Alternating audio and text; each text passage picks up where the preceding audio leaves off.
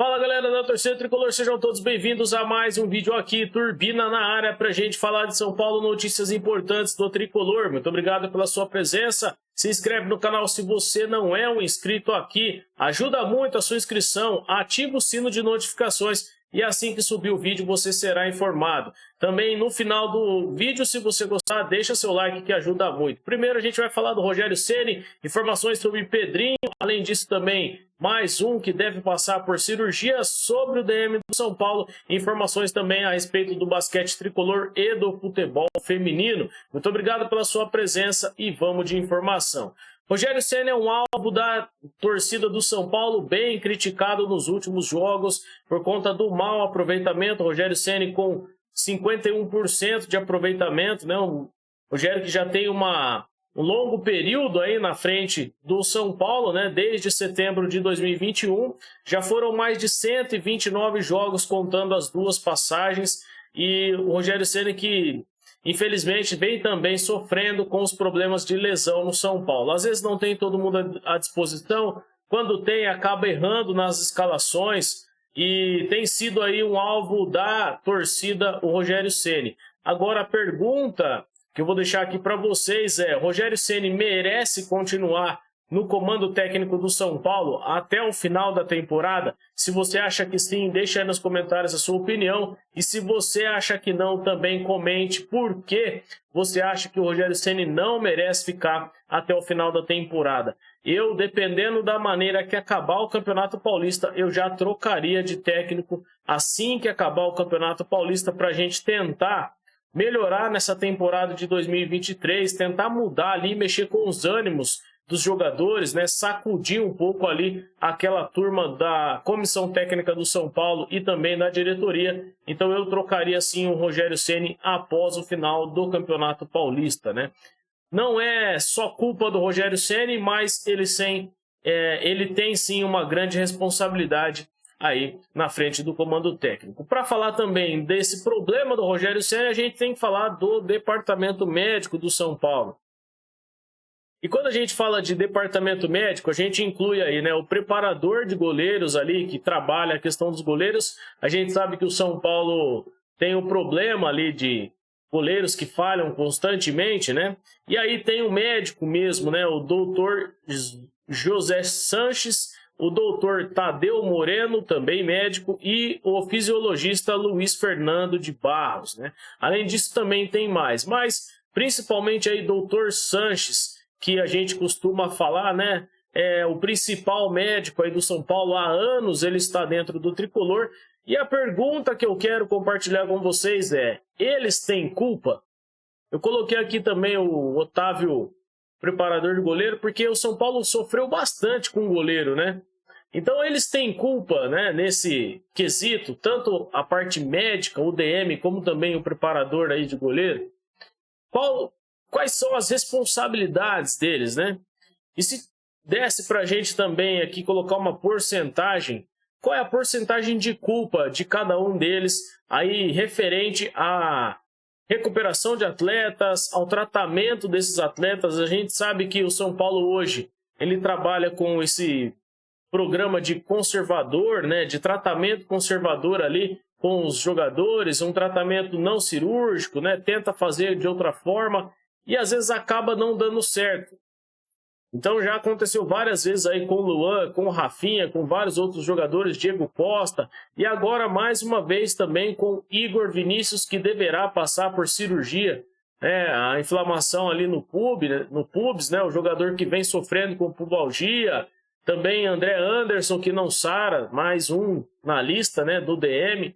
Então esses caras que são os profissionais, eles têm culpa? Na sua opinião, torcedor do São Paulo, tem culpa esses caras que estão aí? Deixa aí nos comentários a sua opinião. Eu acho que tem sim, não pela lesão que o jogador acaba sofrendo. Isso pode acontecer um estiramento, uma contratura, pode acontecer ali uma torção, uma fratura, dependendo da situação. Mas eles têm culpa no tratamento, na escolha do tratamento, da maneira que esses tratamentos são feitos. Porque os jogadores do São Paulo demoram para se recuperar, às vezes nem conseguem se recuperar e ficar 100%. Então eu gostaria que houvesse mais esclarecimento da parte desses caras. seria muito importante para a torcida e para todo mundo aí que é torcedor de São Paulo, que investe, que gasta com o clube, e a gente quer saber.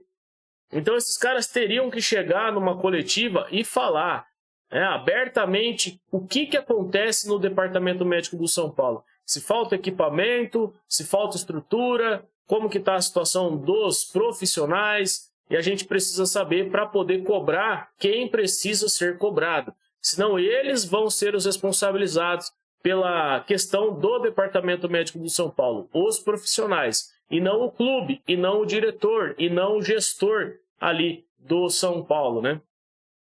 Pra gente falar do Pedrinho, o Pedrinho infelizmente teve aquele caso com a ex-namorada, ela deverá ser ouvida ainda antes do jogo de domingo, tem aí algumas questões a serem resolvidas extra-campo, né? O Pedrinho, que infelizmente, né, pode ter colocado a carreira em risco e a gente lamenta, né? Porque, na minha opinião, era sim um bom jogador aí, é um bom jogador, mas pode ter colocado tudo a perder com essa situação, né?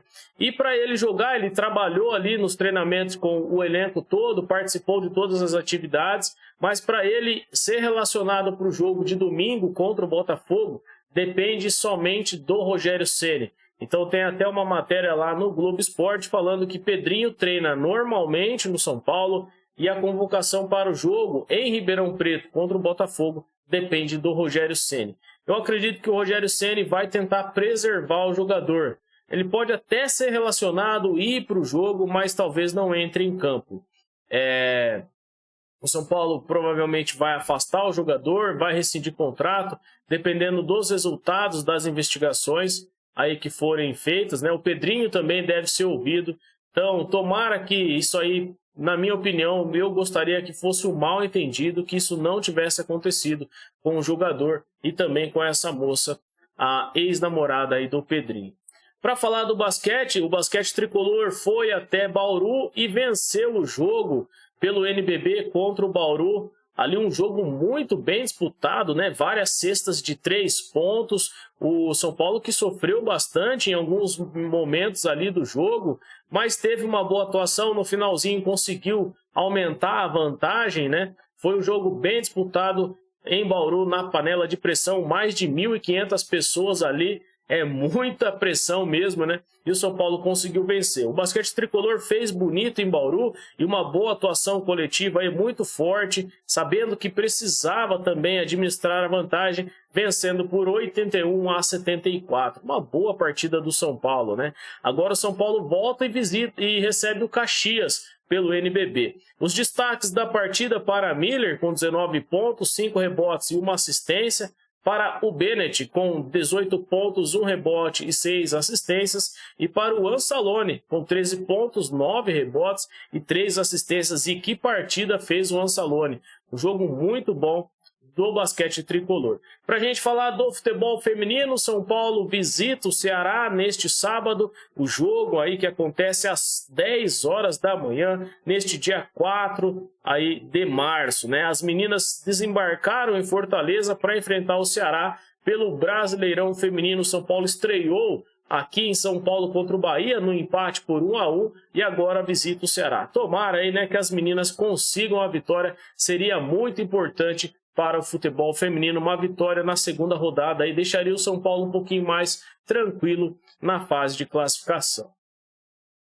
Informações do mercado da bola, além de todas as informações aqui, né? O Patrick Lanza recebeu uma oferta, uma proposta aí do futebol inglês e o São Paulo deve recusar essa oferta por 20 milhões, mas já abre uma janela interessante para o Patrick Lanza, que era considerado pelo Rogério Ceni um jogador ainda verde, né? O Rogério Ceni usou este termo. Agora o jogador recebendo oferta, proposta, né? Então é sim aí um bom jogador. O Patrick Lanza parece também recusado pelo jogador já esta oferta. Ele deve seguir no São Paulo pelo menos aí até 2026. As informações do tricolor você confere aqui no Turbina. Muito obrigado pela sua presença neste vídeo de boletim informativo para deixar você por dentro das notícias do São Paulo, do basquete e do futebol feminino.